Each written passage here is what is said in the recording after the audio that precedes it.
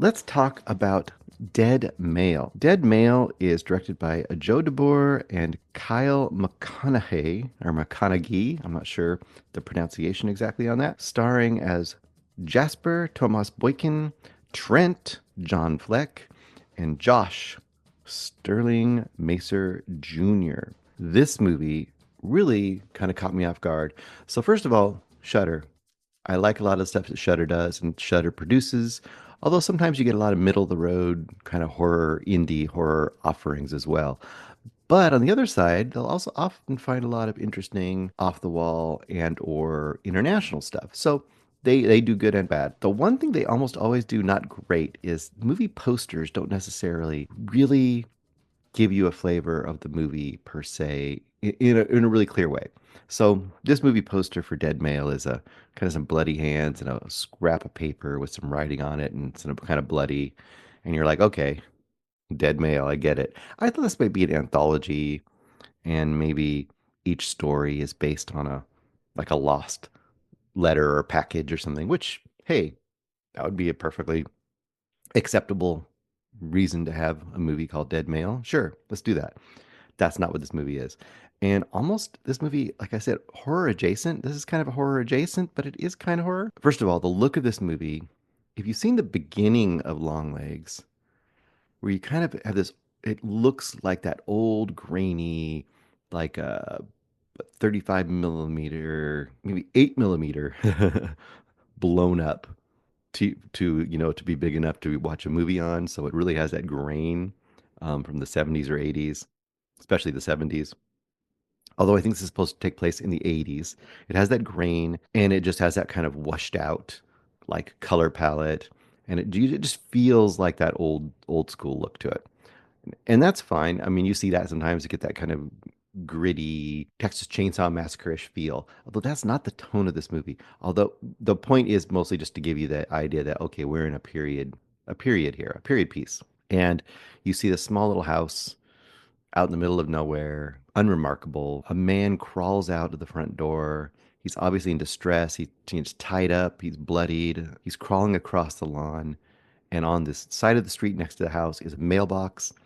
He struggles and he's struggling to get this scrap of mail into the mailbox. And another man runs out of the house behind him. And just as the mail gets put in the slot, the man who's chasing him catches the tied up man.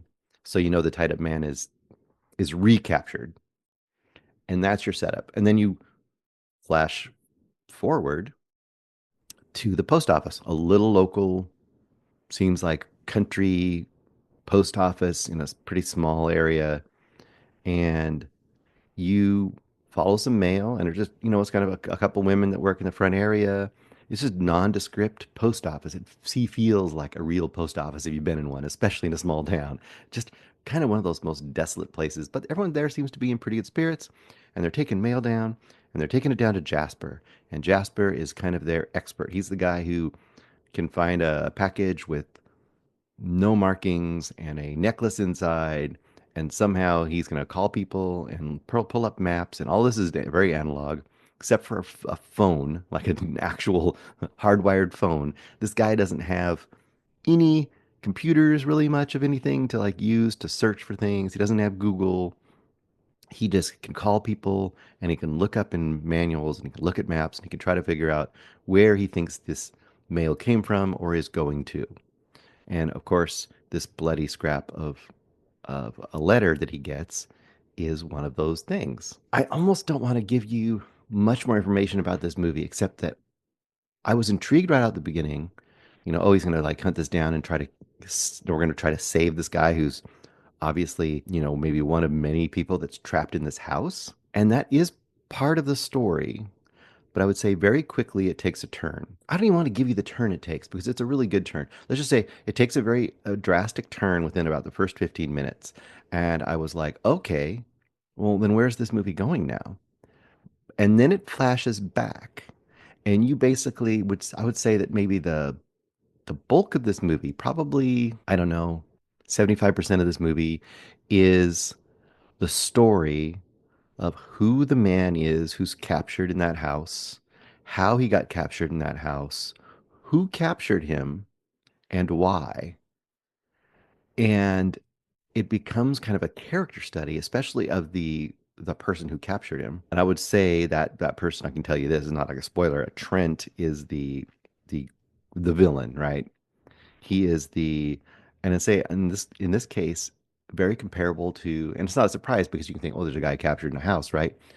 There are some definite parallels to Misery in this, and I'm not going to say exactly what the parallels are, but you can kind of infer some ideas here. But Trent, played by John Fleck, is pulling off an amazing performance here.